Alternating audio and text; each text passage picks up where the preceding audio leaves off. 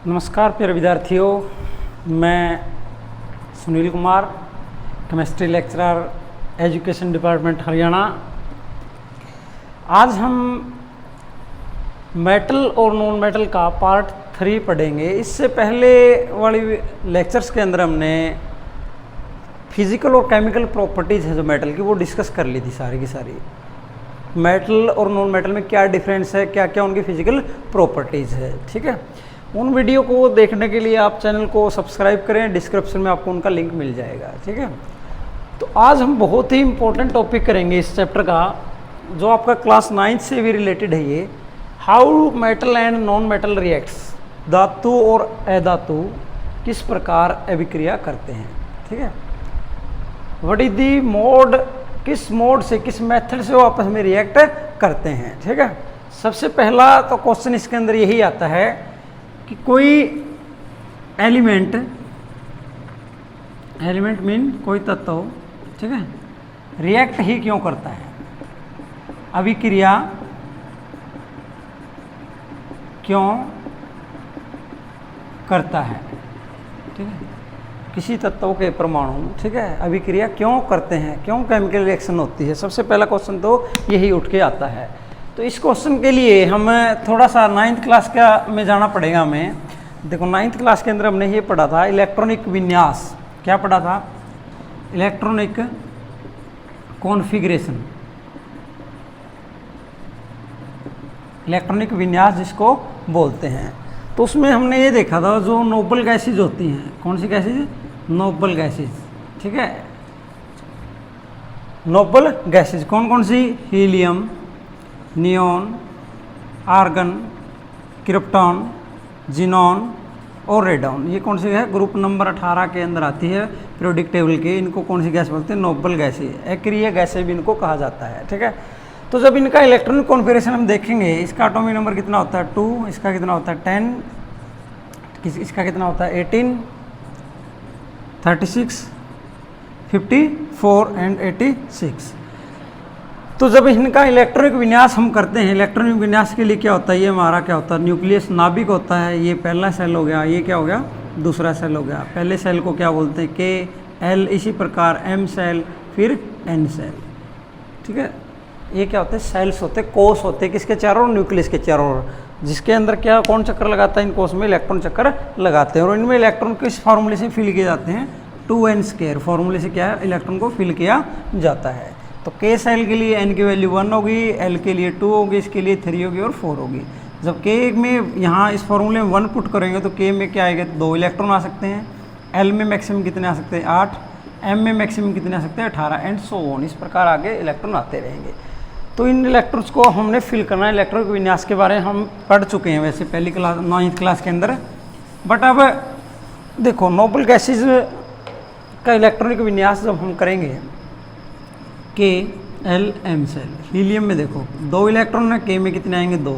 Neon में 10 है, के में 2, एल में 8। इसी प्रकार आर्गन में 2, 8 एंड 8, ठीक है। तो इनके अंदर क्या देखा गया? नोबल गैसेज बहुत ही अक्रिय गैसें हैं, इनर्ट गैस है। इनर्ट मतलब ये किसी के साथ केमिकली रिएक्ट नहीं करती, या करती है तो बहुत कम करती है, ठीक है। अक्रिय गैसें हैं। और केमिकल रिएक्टिविटी को किससे रिलेट किया जाता है? इलेक्ट्रॉनिक कॉन्फ़िगरेशन से क्या किया जाता है? रिलेट किया जाता है।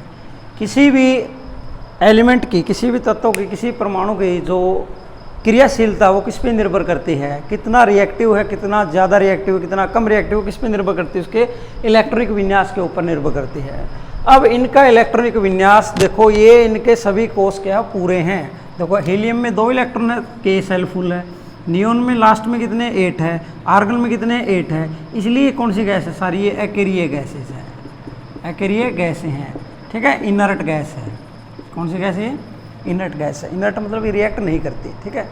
स्टेबल है, हम क्या बोल सकते हैं इनको? स्टेबल है, ठीक है। और इस यूनिवर्स में, इस ब्रह्मांड में एक नियम है, हर कोई क्या बनना चाहता है? स्टेबल, स्थिर बनना चाहता है। तो बाकी तत्व क्यों रिएक्ट करते हैं? क्योंकि वो भी क्या बनना चाहते हैं? स्टेबल बनना चाहते हैं। अपना इलेक्ट्रॉनिक विन्यास इनके जैसा करना चाहेंगे। अपने अंतिम कोष के अंदर कितने इलेक्ट्रॉन करना चाहेंगे? 8 इलेक्ट्रॉन करना चाहेंगे। कितने इलेक्ट्रॉन करना चाहेंगे? 8 इलेक्ट्रॉन करना चाहेंगे।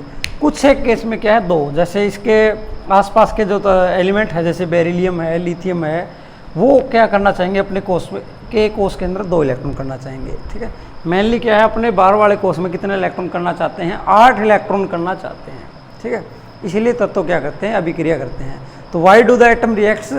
Because they want to be stable. क्या होना चाहते हैं? स्टेबल होना चाहते हैं। ठीक है, noble gas configuration, noble gas configuration को अचीव करना चाहते हैं। जैसे नोबल गैस का इलेक्ट्रॉनिक कॉन्फिगरेशन ना है ना, ऐसा कॉन्फिगरेशन बनाना चाहते हैं सभी तत्व, इसलिए वो क्या करते हैं? रिएक्ट करते हैं। ठीक है, तो पहला क्वेश्चन का तो आंसर हो गया हमारा। ये भी तत्व क्यों रिएक्ट करते हैं? Why atoms reacts. तो क्यों रिएक्ट करते हैं? सिंपल सी बात है, क्योंकि नोबल गैस के जैसा क्या करते हैं? कॉन्फ़िगरेशन बनाना चाहते हैं। ठीक है, नोबल गैस के जैसा क्या चाहते हैं? कॉन्फ़िगरेशन बनाना चाहते हैं। अब मेथड क्या है? किस प्रकार रिएक्ट करेंगे? किस प्रकार रिएक्ट करेंगे? अब ध्यान से देखो, कोई मेथड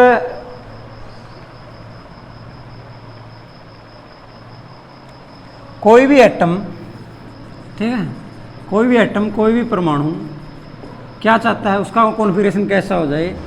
नोबल गैस के जैसा हो जाए। कैसे जैसा हो जाए? नोबल गैस के जैसा उसका क्या हो जाए? इलेक्ट्रॉनिक कॉन्फ़िगरेशन हो जाए। अब इसके करने के लिए देखो क्या कर सकता है एटम? 3 मेथड है मेरे पास, 1, 2 एंड 3। 3 तरीके हैं। इन 3 तरीकों के द्वारा कोई भी एटम क्या करेगा? अपना कॉन्फ़िगरेशन कैसा बनाएगा? नोबल गैस के जैसा बना सकता है।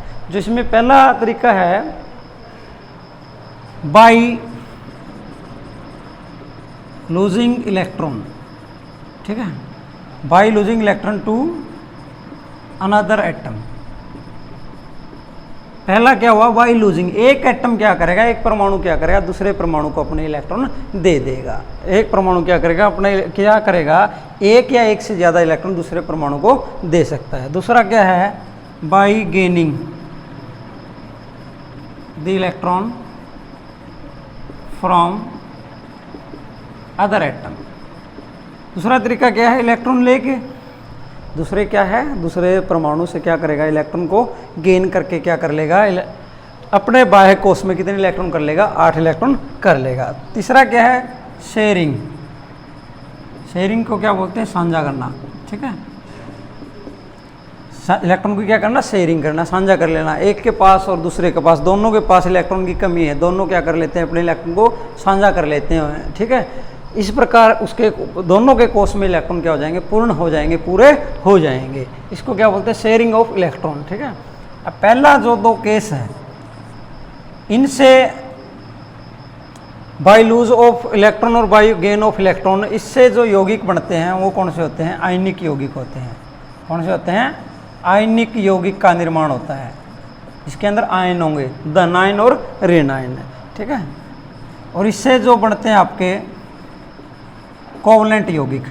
कोवलेंट यौगिक, सहसंयोजी यौगिक भी बोल सकते हैं इनको। सहसंयोजी यौगिक बनेंगे इनसे। ठीक है, इनके बारे में जिक्र करेंगे आगे हम पढ़ेंगे। कोई एटम किस प्रकार इलेक्ट्रॉन को लूज करेगा, किस प्रकार इलेक्ट्रॉन को गेन करेगा। ठीक है, तो कोई नोबल गैस कॉन्फ़िगरेशन अचीव करने के 3 मेथड बताए। इलेक्ट्रॉन को लेके, इलेक्ट्रॉन को दे के, इलेक्ट्रॉन को साझा करके, इस प्रकार कोई भी एटम अपने कोष को क्या करेगा? पूरा करेगा। 3 तरीके बताए मैंने, दोबारा रिपीट कर रहा हूँ मैं। 3 तरीके बताए हमने। इलेक्ट्रॉन को दे सकता है एक एटम ताकि उसके बाह्य कोष में कितने इलेक्ट्रॉन हो जाए? 8 हो जाए। या इलेक्ट्रॉन को ले सकता है ताकि उसके बाह्य कोष में क्या हो जाए? 8 इलेक्ट्रॉन हो जाए। या फिर इलेक्ट्रॉन को क्या कर सकता है? साझा कर सकता है। या अपने इलेक्ट्रॉन को क्या कर सकता है? साझा कर सकता है। ठीक है, तो अब हमें आयन्स के बारे में जानना पड़ेगा। पहले देखो आयन। आयन देखो, आयन क्या होता है? आयन आप किसको बोलोगे? इलेक्ट्रिकली चार्ज एटम को बोलोगे। Electrically charge atom.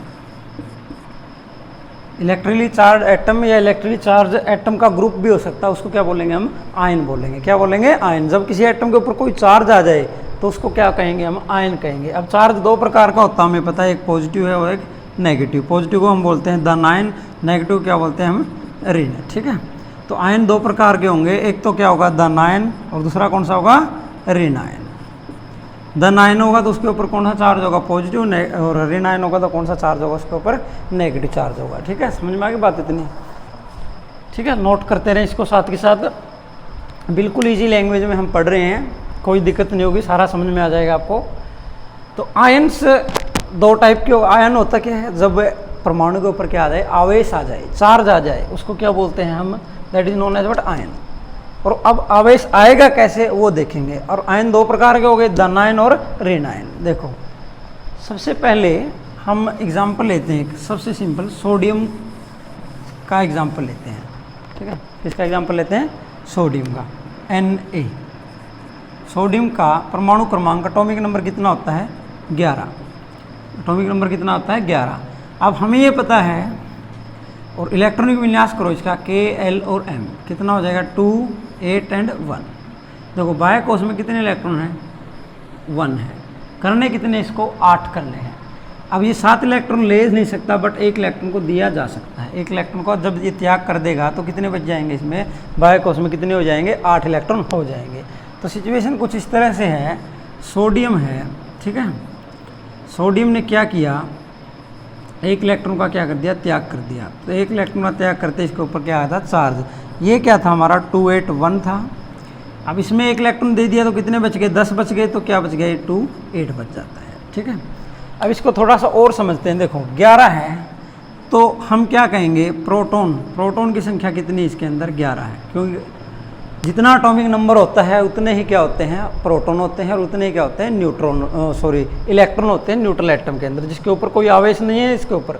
तो एटॉमिक नंबर 11 है, तो 11 है, इसमें प्रोटॉन है, और इलेक्ट्रॉन भी कितने होंगे इसके अंदर, 11 ही होंगे। ठीक है, अब प्रोटॉन पे +4 होता है, इलेक्ट्रॉन पे माइनस होता है 1 यूनिट। ठीक है, तो +11 -11 रिजल्टेंट क्या है, 0। तो इसके ऊपर कोई भी आवेश नहीं है, कोई भी आवेश नहीं है। अब क्या हुआ, प्रोटॉन तो अब भी क्या है हमारे पास, 11 है। इलेक्ट्रॉन कितने हो गए, एक इलेक्ट्रॉन लूज कर दिया तो कितना रह गया, -10, कम हो गया। तो +11 -10 कितना आंसर आया मेरा, +1। तो वही चार्ज इसके ऊपर आ जाता है।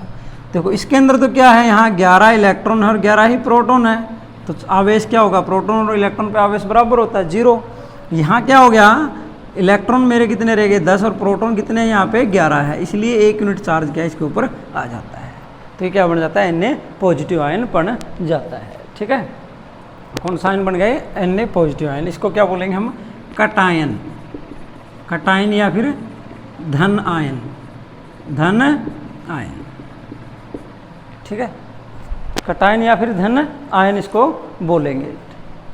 तो कोई भी एटम जब अपने बाह्य कोश में से इलेक्ट्रॉन को लूज करेगा, बाह्य कोश में से इलेक्ट्रॉन को लूज करेगा, खो देगा, तो किसका निर्माण होगा, धन आयन का क्या होगा, निर्माण होगा। अब इसने एक इलेक्ट्रॉन लूज किया है तो 1 यूनिट पॉजिटिव चार्ज, ऐसे कोई 2 लूज करे तो कितना बनेगा, 2 unit charge. For example magnesium, atomic number 12, तो हम देखेंगे K, L और M, 2, 8 और 2। तो बाह्य कोश में कितने हैं, 2 है, तो कितने इलेक्ट्रॉन लूज करने पड़ेंगे मैग्नीशियम को, 2। Mg से क्या बन जाएगा, Mg2 + 2 इलेक्ट्रॉन, Mg2 + 2 इलेक्ट्रॉन। ठीक है, तो ये धन आयन बन गए। इस प्रकार धन आयन का क्या होगा, निर्माण होगा। जब बाह्य कोश में 1, 2 और 3 इलेक्ट्रॉन हो तो एटम इलेक्ट्रॉन को क्या कर सकते हैं, लूज करके मतलब इलेक्ट्रॉन को खो के क्या बनाएंगे, धन आयन का क्या करेंगे, निर्माण करेंगे। ठीक है, पॉजिटिव आयन का क्या करेंगे, निर्माण करेंगे। अब नेक्स्ट ऋण आयन देखते हैं, अनायन।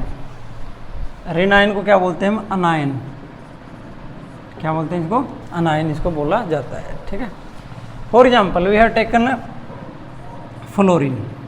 फ्लोरीन का हम एग्जाम्पल लेते हैं। फ्लोरीन का एटॉमिक नंबर कितना होता है, इट्स 9। तो इलेक्ट्रॉन कॉन्फिगरेशन क्या हो जाएगा, Kl, 2 और 7। देखो बाह्य कोश में अभी देखो कितने होने चाहिए, 8 होने चाहिए, है कितने इसमें, 7 है, तो कितने की कमी, 1 की कमी है। अब ये तो है नहीं 7 इलेक्ट्रॉन लो ये दे दे और K सेल पूरा रह जाएगा, इसमें कितने इलेक्ट्रॉन, 2 इलेक्ट्रॉन है। 7 इलेक्ट्रॉन को क्या है, खोया नहीं जा सकता, उसके लिए बहुत ज़्यादा एनर्जी की जरूरत होती है।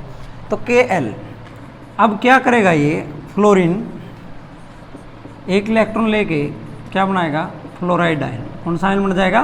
Fluoride ion. यहाँ क्या है? 2 7 है, यहाँ क्या हो जाएगा? 2 8। देखो फ्लोरीन में 9 है, 9 प्रोटॉन है, 9 ही क्या है इसके अंदर इलेक्ट्रॉन, चार्ज क्या है इसके ऊपर 0 है। अब 9 प्रोटॉन है, इलेक्ट्रॉन कितना ले लिया इसने? 10 इलेक्ट्रॉन हो गए, एक ले लिया, तो ये माइनस है, ये प्लस है, तो कितना यूनिट चार्ज आ गया इसके ऊपर? -1। तो जितने इलेक्ट्रॉन ग्रहण करेगा, लेगा, रिसीव करेगा, गेन करेगा, उतना ही इस यूनिट क्या आता जाएगा इसके ऊपर? चार्ज आता जाएगा। ठीक है, तो इसमें और देखते हैं एग्जाम्पल। ऑक्सीजन, ऑक्सीजन में देख तो पहले क्या है? 2 और 6 Kl। कितने इलेक्ट्रॉन की जरूरत है इसको? 2 इलेक्ट्रॉन की जरूरत है। कितने इलेक्ट्रॉन गेन करेगा? 2 इलेक्ट्रॉन यूज करेगा। हम संयोजकता निकालते हैं, वैलेंसी निकालते हैं। जैसे वैलेंस सेल में यदि 1 इलेक्ट्रॉन तो 1, 2 है तो 2, 3 है तो 3 संयोजकता, 4 है तो 4 संयोजकता। यदि वैलेंस सेल बाह्य कोश में 4 से ऊपर इलेक्ट्रॉन चले जाएँ तो 8 माइनस करके हम क्या करते हैं? संयोजकता निकालते हैं। तो 8 - 6 कितना बच गया? 2। तो 2 इलेक्ट्रॉन क्या करेगा? गेन करेगा, और क्या बन जाएगा? O2-। Oxide ion. कौन सा आयन है? ऑक्साइड आयन बन जाएगा। ठीक है, इस प्रकार धन आयन और ऋण आयन का क्या होता है? निर्माण होता है। ठीक है, धन आयन और ऋण आयन का क्या होता है? निर्माण होता है। अब हमने प्रॉपर्टीज पढ़ी थी। ठीक है, धातु क्या करती है? धन आयन बनाती है, और अधातु क्या बनाती है? ऋण आयन बनाती है। ध्यान से देखो, धातु की क्या प्रॉपर्टी होती है? आसानी से इलेक्ट्रॉन को क्या कर देती है? लूज कर देती है। क्या कर देती है? इलेक्ट्रॉन को क्या कर देती है? लूज कर देती है। तो मतलब जितनी भी मेटल्स हैं, धातु है, वो अपना बाह्य कोश पूरा कैसे करेगी? इलेक्ट्रॉन को लूज करके, इलेक्ट्रॉन को क्या करके? लूज करके। ठीक है, मोस्टली। और जो अधातु है वो अपना बाह्य कोश कैसे पूरा करती है? इलेक्ट्रॉन को गेन करके। तो जब भी धातु और अधातु आपस में रिएक्ट करेगी, मेटल और नॉन मेटल आपस में रिएक्ट करेगी, तो कौन से यौगिक बनेंगे? आयनिक यौगिक बनेंगे। आयनिक क्या बनेंगे? कंपाउंड बनेंगे। आयनिक क्या बनेंगे? कंपाउंड बनेंगे, आयनिक यौगिक बनेंगे। ठीक है, आयनिक क्या बनेंगे? यौगिक बनेंगे इनके इसके। अब इसके अंदर देखते हैं हम, देखो आयनिक कंपाउंड या फिर आयनिक यौगिक। आयनिक यौगिक, आयनिक यौगिक देखो क्या होते हैं? द कंपाउंड फॉर्म्ड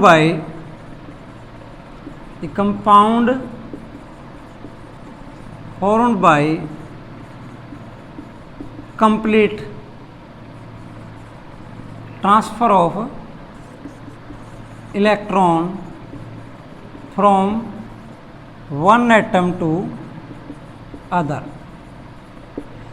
तो ऐसे यौगिक जो इलेक्ट्रॉन के स्थानांतरण से बनते हो, एक एटम इलेक्ट्रॉन देगा, दूसरा इलेक्ट्रॉन क्या है?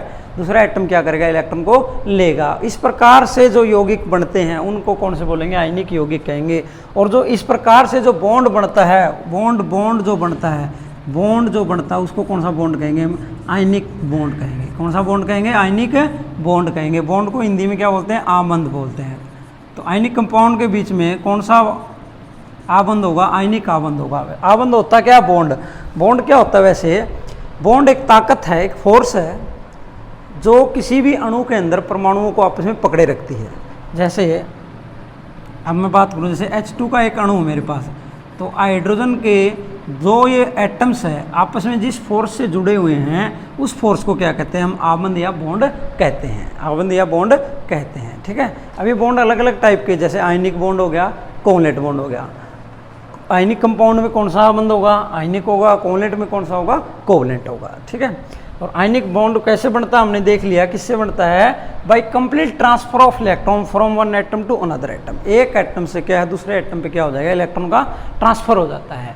ठीक है, एक धन आयन बनेगा, एक क्या बनेगा? ऋण आयन बनेगा। और हमने ये भी देख लिया धन आयन कौन बनाएगा?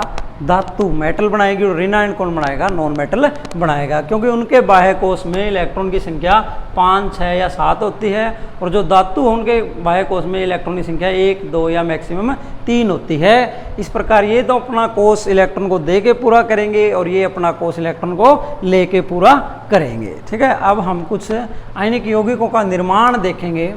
तो काइनेटिक बॉन्ड समझ में आ गया क्या है, सिर्फ क्या है जो ट्रांसफर से इलेक्ट्रॉन के बनेगा। तो हम कुछ दिन आयनिक यौगिक के एग्जाम्पल्स पढ़ेंगे वो किस प्रकार बनते हैं। सबसे पहला एग्जाम्पल सबसे सिंपल है, most sodium chloride, sodium chloride NaCl, ठीक है, NaCl। अब देखेंगे सोडियम और क्लोरीन। तो सोडियम का एटॉमिक नंबर हमें पता है कितना होता है, 11 है, और क्लोरीन का कितना हमें पता है, 17 है। तो सोडियम का जब इलेक्ट्रॉनिक विन्यास करेंगे 281 Kl और M, यहाँ करेंगे KLM कितना आएगा 28 और 7। यहाँ इलेक्ट्रॉन एक इलेक्ट्रॉन लूज कर देगा और ये एक इलेक्ट्रॉन क्या कर लेगा, गेन कर लेगा। देखो एक इलेक्ट्रॉन गेन करते हैं यहाँ 8 हो जाएंगे, और यहाँ एक इलेक्ट्रॉन देते हैं इसमें भी कितने बच जाएंगे, 8 इलेक्ट्रॉन बच जाएंगे। 8 इलेक्ट्रॉन क्या हो जाएंगे, इसमें भी बच जाएंगे। देखो तो होगा क्या इसके अंदर कुछ इस तरह होगा, सोडियम क्या करेगा, एक इलेक्ट्रॉन को क्या कर देगा, लूज कर देगा, ठीक है। और क्लोरीन क्या करेगा, एक इलेक्ट्रॉन को क्या कर लेगा, गेन कर लेगा, क्लोराइड आयन। और फिर क्या होगा, ये सोडियम आयन और क्लोराइड आयन मिलके क्या बनाएंगे आप, NaCl बनाएंगे। क्या बनाएंगे, NaCl, सोडियम क्लोराइड बन जाएगा, ठीक है। तो ध्यान रहे, एक बात ध्यान से देखने वाली ये है, आयनिक यौगिकों के अंदर क्या है, अणु नहीं होते। क्या नहीं होते, अणु नहीं होते। क्या होते हैं उनके अंदर, आयन्स होते हैं। क्या होते हैं, आयन्स होते हैं। ध्यान रहे बात ये, आयनिक यौगिकों के अंदर क्या नहीं होते, अणु नहीं होते। क्या है, किस चीज़ का समुच्चय है, किस चीज़ का एग्रीगेशन है, इसके अंदर इकट्ठा क्या चीज़ इकट्ठी है, आयन्स इकट्ठे हैं, Na पॉजिटिव और Cl नेगेटिव। इसी प्रकार मान लो आपने थोड़ा सैंपल लिया, उसमें बहुत सारे क्या होंगे, Na पॉजिटिव आयन होंगे और बहुत सारे क्या होंगे, क्लोराइड आयन होंगे, N कितनी भी संख्या हो सकती है। जो सिंपलेस्ट यूनिट है इसकी क्या है, वो NaCl है।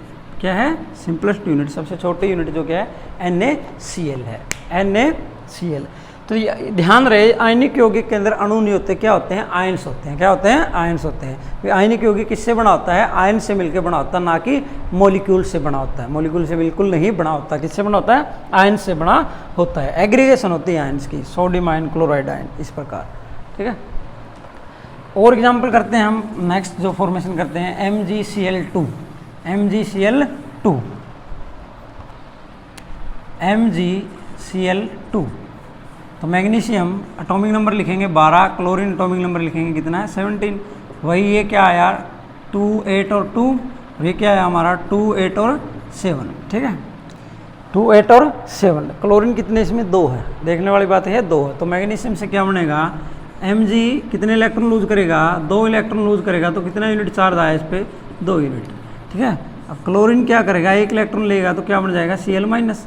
अब मैग्नीशियम कितने इलेक्ट्रॉन देगा, 2। यहाँ पे क्लोरीन कितने हैं हमारे पास, 2 है। तो 1 क्लोरीन 1 इलेक्ट्रॉन लेगा, 2 क्लोरीन कितने लेंगे, 2। तो क्लोराइड आयन कितने बन जाएंगे, 2 बन जाएंगे। इस प्रकार Mg2 पॉजिटिव, ठीक है। तो यदि हम ऐसे लिखें MgCl और Cl, Mg क्या करेगा, 2 4 2 6 और 1 7, 2 2 4 2 6 और 1 7, 7 इलेक्ट्रॉन के। Mg ये इलेक्ट्रॉन एक इसको दे देगा, 1 इलेक्ट्रॉन क्या करेगा, इसको दे देगा। तो क्या बन जाएगा ये Mg2 प्लस, यहाँ लिख देता हूँ मैं, Mg2 प्लस Cl-, ठीक है। फिर क्या करेंगे, पॉजिटिव आयन और नेगेटिव आयन। तो एक Mg है, एक Mg यूनिट, और क्लोराइड यूनिट कितनी आपकी, 2 यूनिट है, क्योंकि Mg के ऊपर कितना चार्ज है, +2 है, तो Cl पे कितना माइनस है। तो क्या बन जाएगा फॉर्मूला MgCl2, ठीक है। इस प्रकार MgCl2 का क्या होगा, निर्माण होगा, फॉर्मेशन होगी। इसमें और भी आप एग्जाम्पल कर सकते हो, जैसे और एग्जाम्पल की बात करें, इसके अंदर हम मैग्नीशियम ऑक्साइड,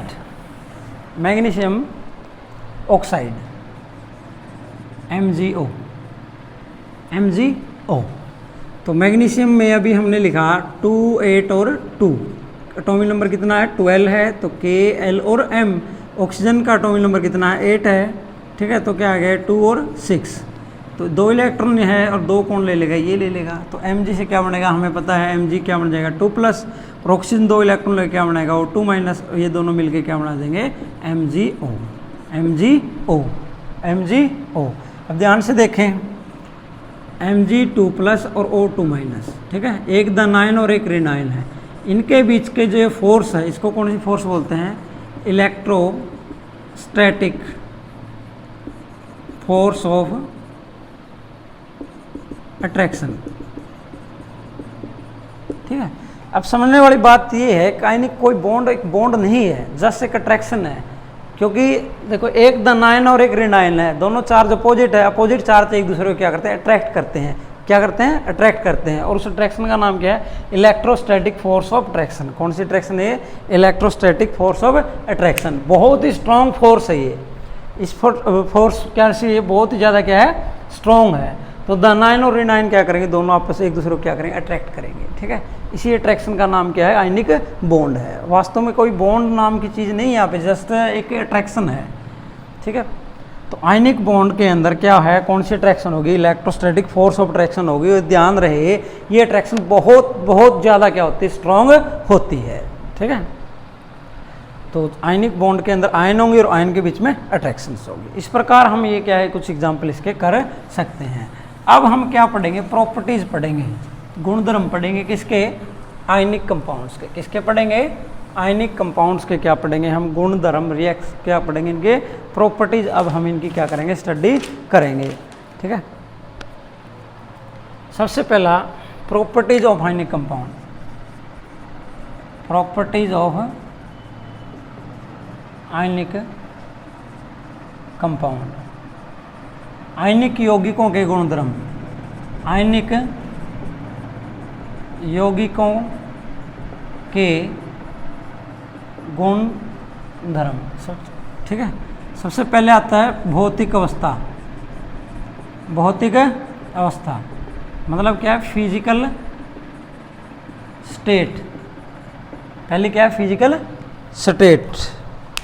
अब जितने भी आयनिक सॉलिड है, आयनिक कंपाउंड है, जितने भी आयनिक यौगिक है आपके, क्या होते हैं, रूम टेम्परेचर पे लगभग सारे क्या होते हैं, सॉलिड होते हैं। रूम टेम्परेचर पे क्या होते हैं, सॉलिड होते हैं। क्या होते हैं, ठोस होते हैं। जैसे आपने सोडियम क्लोराइड देखा होगा, सफ़ेद कलर का होता है, वाइट रंग का पाउडर है। ठीक है, मैग्नीशियम क्लोराइड ये भी क्या है, वाइट कलर का है, पाउडर है। तो जितने भी आयनिक यौगिक आपके, वो रूम टेम्परेचर पे किस अवस्था में पाए जाते हैं, ठोस अवस्था के अंदर पाए जाते हैं। क्यों होती है ठोस अवस्था इनकी, क्योंकि आयनिक कंपाउंड है, इनके बीच में फोर्स ऑफ अट्रैक्शन अभी बताया था मैंने, बल कौन सा होता है इनके बीच में, इलेक्ट्रोस्टैटिक फोर्स ऑफ अट्रैक्शन होती है। और वो बहुत ज़्यादा क्या होती है, स्ट्रॉन्ग होती है। बहुत ज़्यादा क्या होती है, स्ट्रॉन्ग होती है। इस वजह से क्या है, इनकी भौतिक अवस्था कौन सी है, ठोस अवस्था में पाए जाते हैं। किस अवस्था में पाए जाते हैं, ठोस अवस्था के अंदर क्या है, पाए जाते हैं। ठीक है, नेक्स्ट जो इनकी है, ionic compound have high melting point and boiling point. Ionic यौगिकों का द्रवणांक और क्वथनांक क्या होता है, उच्च होता है। द्रवणांक और क्वथनांक क्या होता है, उच्च होता है।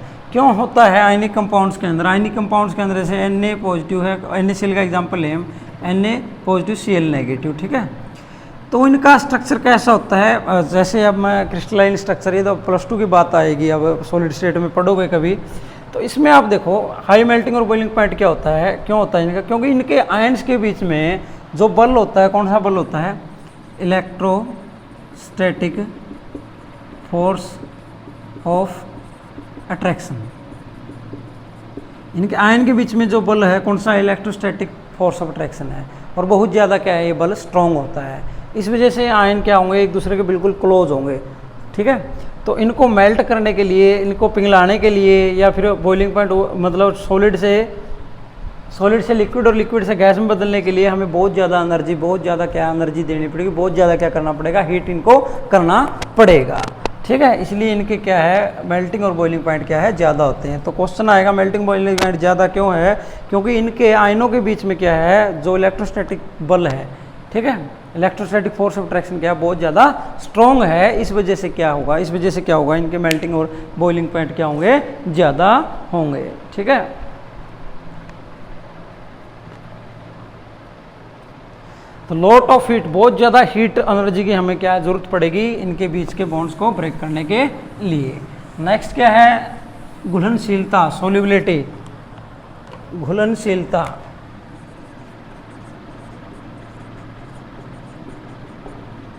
घुलनशीलता, इसको क्या बोलते हैं, सोल्यूबिलिटी।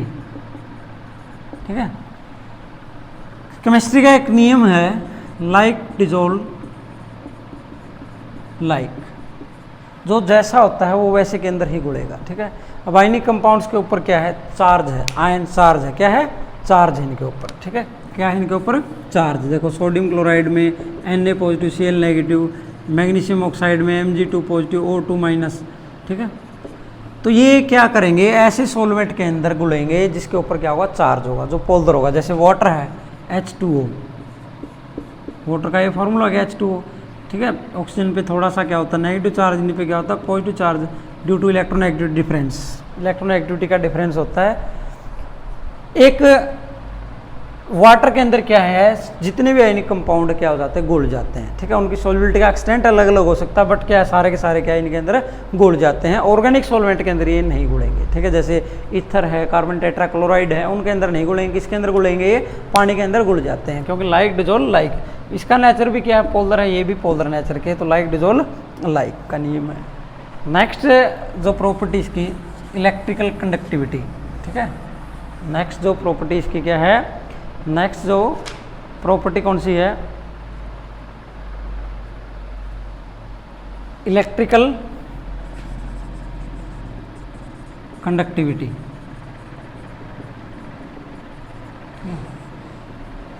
ठोस अवस्था के अंदर, ठोस अवस्था,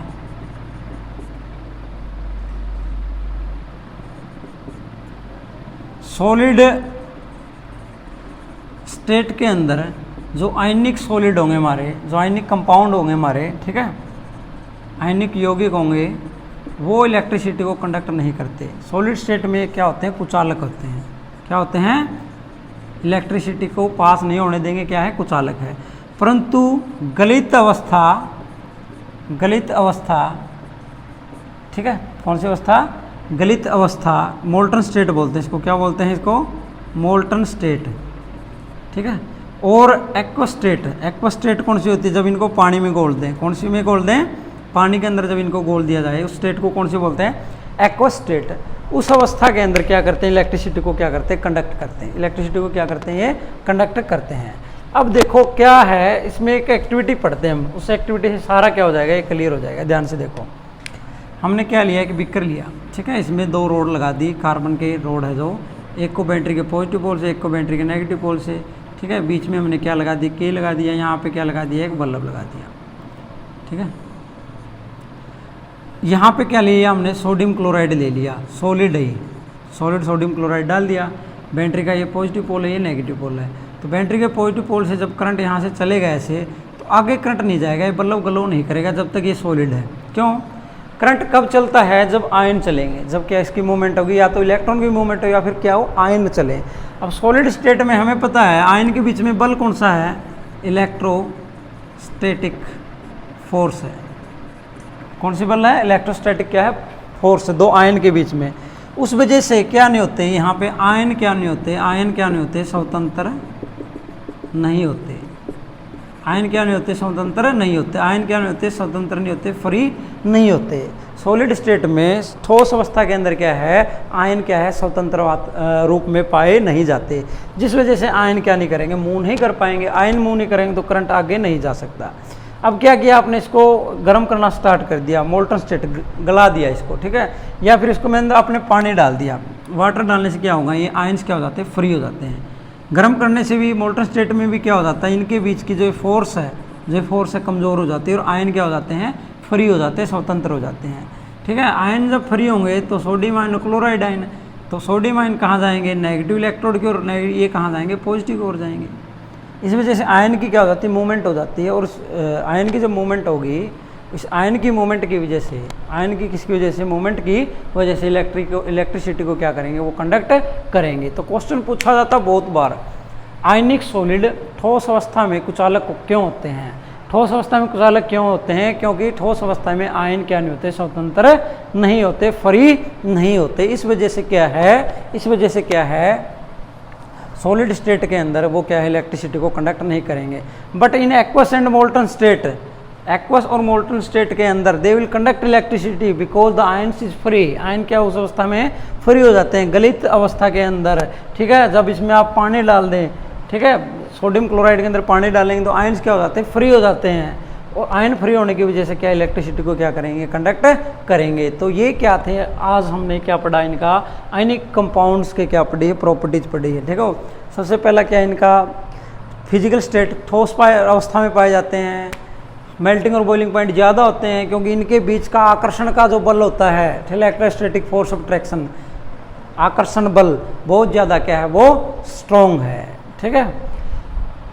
और इलेक्ट्रिसिटी को कंडक्ट करते हैं मोल्टन स्टेट में, और एक्वस स्टेट में कंडक्ट करेंगे, सॉलिड स्टेट में कंडक्ट नहीं करते हैं।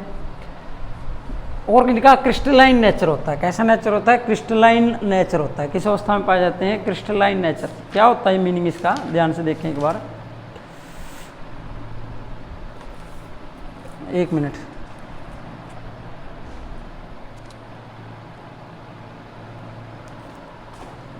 क्रिस्टलाइन नेचर का मतलब क्या है, they have regular crystal structure. इनका जो स्ट्रक्चर है वो रेगुलर होता है, ठीक है। एक का टाइन है, द नाइन हो गया, द नाइन के चारों ओर क्या होंगे, रिनाइन होंगे, ठीक है। ऐसे रिनाइन है, रिनाइन के चारों ओर क्या होंगे, द नाइन होंगे।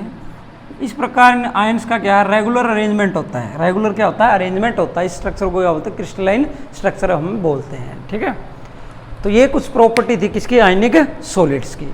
किसकी प्रॉपर्टी थी सारी, ये आयनिक सॉलिड्स की क्या थी, ये प्रॉपर्टी थी, ठीक है। इस प्रकार मेटल और नॉन मेटल क्या करते हैं, रिएक्ट करते हैं। समझ में आई बात इतनी। अब सिंपल सी बात थी भाई, आज हमने ये देखना था भाई धातु और अधातु किस प्रकार रिएक्ट करते हैं। तो धातु और अधातु तो इसी प्रकार रिएक्ट करेंगे। अब अधातु अकेले किस प्रकार रिएक्ट करती है, अधातु, ठीक है। एक अधातु से किस प्रकार रिएक्ट करेगी, क्या कह रहे हैं हम, नॉन मेटल दूसरी नॉन मेटल से किस प्रकार रिएक्ट करेगी, ठीक है। एक नॉन मेटल दूसरे नॉन मेटल से किस प्रकार रिएक्ट करेगी। तो ये क्या करेंगे, इलेक्ट्रॉन की क्या करते हैं, शेयरिंग करते हैं। क्या करते हैं, शेयरिंग करते हैं। और इनके बीच में जो बॉन्ड बनता है वो कोवलेंट बॉन्ड होता है। कौन सा बॉन्ड होता है, कोवलेंट बॉन्ड। इसको बोलते हैं सह संयोजी आबंध, सह संयोजी आबंध, ठीक है। इसको क्या कैसे डिफाइन करेंगे, the bond formed by sharing of electrons. Bond formed by sharing of the electrons. ऐसे आबंध जो किससे बनाए जाएं, इलेक्ट्रॉन की किससे बनाए जाए, शेयरिंग से क्या है बनाए जाए, उन आबंध को क्या कहेंगे हम, कोवलेंट बॉन्ड कहेंगे, ठीक है। एटम्स के बीच में क्या होगा, इलेक्ट्रॉन क्या हो जाएंगे, साझा हो जाएंगे, और साझा से जो बॉन्ड बनेगा उसको क्या बोलते हैं, कोवलेंट बॉन्ड बोलते हैं। कोवलेंट बॉन्ड क्या होता है, हो सकता है ये सिंगल भी हो सकता है, डबल भी हो सकता है, और ट्रिपल भी हो सकता है। एक कल आबंध हो सकता है, द्वि आबंध हो सकता है, और त्रि आबंध हो सकता है। एक बॉन्ड में कितने इलेक्ट्रॉन होंगे, 2 इलेक्ट्रॉन होंगे, ये याद रखना। देखो अब नॉन मेटल इस प्रकार से भी क्रिया करती है। और जो जिन कंपाउंड के बीच में कोवलेंट बॉन्ड होगा उनको कौन सा यौगिक कहेंगे, कोवलेंट यौगिक कहेंगे। कौन सा यौगिक कहेंगे, सहसंयोजी यौगिक उनको कहा जाएगा। इसमें एग्जांपल पढ़ते हैं, जैसे Cl2 मॉलिक्यूल है, O2 मॉलिक्यूल है, ठीक है, N2 मॉलिक्यूल है, ये एग्जांपल पढ़ते हैं कुछ। क्लोरीन का देखो आप 2, 8 और 7, तो हमें सिर्फ वैलेंस इलेक्ट्रॉन लिखने होते हैं यहाँ पे 2, 2, 4, 2, 6 और 1, 7। ये लेविस स्ट्रक्चर है इसका, लेविस डॉट स्ट्रक्चर है। जितने में वैलेंस इलेक्ट्रॉन होते हैं वो इसके ऊपर लिख देते हैं हम, ठीक है। ऐसे दूसरा क्लोरीन 2, 2, 4, 2, 6 और 1, 7। अब इस पर भी 7 इलेक्ट्रॉन, इस पर भी 7 इलेक्ट्रॉन, कमी कितने की, 1 की कमी इसमें और 1 की कमी इसमें।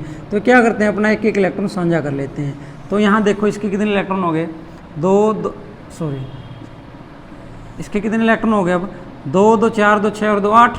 और इसके भी कितने इलेक्ट्रॉन हो जाते हैं यहाँ पे, 2, 2, 4, 2, 6 और 2, 8। इस प्रकार Cl और Cl के बीच में कौन सा आबंध हो गया, ये कोवलेंट सहसंयोजी आबंध हो जाता है।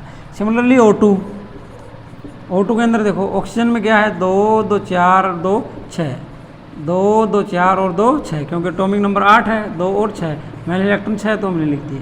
तो इसमें 6 है, 6 इसमें कमी कितने की, 2, 2 की कमी। तो अपने 2, 2 इलेक्ट्रॉन क्या कर लेंगे, साझा कर लेंगे। इस प्रकार जो आबंध बनता है कौन सा है, सहसंयोजी आमद। तो ये क्या बन गया इस प्रकार, ठीक है। जो ये इलेक्ट्रॉन्स है, जो बीच में जो इलेक्ट्रॉन है जो बॉन्ड बनाते हैं उनको बॉन्ड पेयर बोलते हैं, ठीक है, या शेड पेयर बोलते हैं। जो रह जाते हैं उनको लोन पेयर बोलते हैं। क्या बोलते हैं, लोन पेयर या अनशेड पेयर भी बोला जाता है इनमें, ठीक है। सिमिलरली हम N2 का भी बना सकते हैं। एक मॉलिक्यूल और बना लेते हैं इसमें। वैसे कोवलेंट कंपाउंड और इन डॉट स्ट्रक्चर के बारे में हम 4th लेसन के अंदर भी डिटेल से पढ़ेंगे। CH4 मॉलिक्यूल ये है हमारे पास। कार्बन है, कार्बन में हमें पता है 2 और 4 6 एटॉमिक नंबर है, और हाइड्रोजन का पता ये क्या है 1 है। तो कार्बन का बनाओ, कार्बन में 1 2 3 और 4 क्या है यहाँ पे मेरे पास हाइड्रोजन है, और हाइड्रोजन का इलेक्ट्रॉन मैं क्रॉस से लिख रहा हूँ, ये हो गया, ठीक है। तो कार्बन के देखो कितने हो गए, 2 2 4 2 6 और 2 8, और हाइड्रोजन के कितने हो गए अपने 2 पूरे हैं। इस प्रकार के जो बॉन्ड है उनको कौन से बॉन्ड बोलते हैं, कोवलेंट बॉन्ड। नॉन मेटल से इस प्रकार रिएक्ट करती है, ठीक है। मेटल नॉन मेटल से कैसे रिएक्ट करेगी, वो इलेक्ट्रॉन के लेने देने से आयनिक यौगिक बनाते हैं। कौन से यौगिक बनाते हैं, आयनिक यौगिक बनाते हैं। और एक नॉन मेटल दूसरी नॉन मेटल से किस प्रकार रिएक्ट करेगी, शेयरिंग ऑफ इलेक्ट्रॉन होगी, कोवलेंट बॉन्ड उनके अंदर बनेगा, ठीक है। तो आज हम इतना ही करेंगे। तो प्लीज़ चैनल को ज़्यादा से ज़्यादा लाइक करें, सब्सक्राइब करें, शेयर करें, और बेल आइकन को दबाएं ताकि अपकमिंग वीडियो के आपको नोटिफिकेशन मिलते रहें। नेक्स्ट लेक्चर में हम आगे पढ़ेंगे जो भी इसका पोर्शन रहेगा, ठीक है। Thank you.